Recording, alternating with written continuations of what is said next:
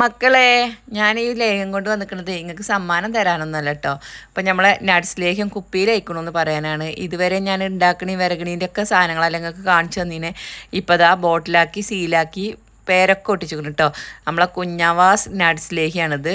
കുഞ്ഞാവാസ് ആർട്ടിലേക്കും വൻ വിജയമാക്കി തന്ന എല്ലാവർക്കും ഒരുപാട് താങ്ക്സ്. അപ്പം അതിന് ശേഷം കുഞ്ഞാവാസ് നട്സ് ലേഹ്യമാണ് കേട്ടോ.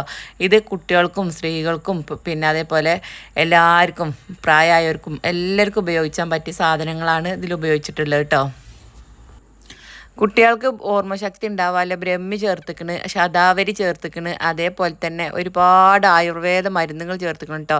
വയമ്പ്, കായം, പിന്നെ അങ്ങനെ ഒരുപാട് മരുന്നുകൾ, ഒരു 10-40ഓളം മരുന്നുകൾ ചേർന്നിട്ടുണ്ട്. അതേപോലെ തന്നെ എല്ലാവിധ നട്സുകളും ഇതിൽ ചേർത്തിട്ടുണ്ട്.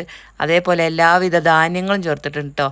മക്കാന, വാൽനട്ട്, പിന്നെ പീനട്ട്, അങ്ങനെ പിസ്ത, അങ്ങനത്തെ കാര്യങ്ങളൊക്കെ ചേർത്തിട്ടുണ്ട്. അതേപോലെ തന്നെ പിന്നെ ചേർത്തിട്ടുള്ളത് എന്താണ്, നവരരി, സൂചിക്കോതമ്പം, റാഗി മുളപ്പിച്ചത്, തേന, ചാമ, അങ്ങനത്തെ ഈത്തപ്പഴം, തേങ്ങാപ്പാലും നെയ്യിലുമാണ് കേട്ടോ ഇതുണ്ടാക്കിയിരിക്കുന്നത്. ഒരു കെമിക്കലും ഇത് ഞാൻ ആഡ് ചെയ്തിട്ടില്ല.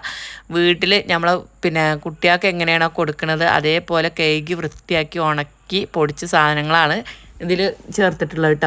ക്യാരറ്റിൻ്റെയും ബീട്രൂട്ടിൻ്റെ ഒക്കെ നീര് ചേർത്തുകൊണ്ടാണ് കേട്ടോ ഇത് ഉണ്ടാക്കിയിരിക്കണേ. അപ്പോൾ അതിന് രക്തം ഉണ്ടാവാനും അതേപോലെ തന്നെ അതിൻ്റെ ഒക്കെ ഗുണങ്ങളുണ്ട് കേട്ടോ.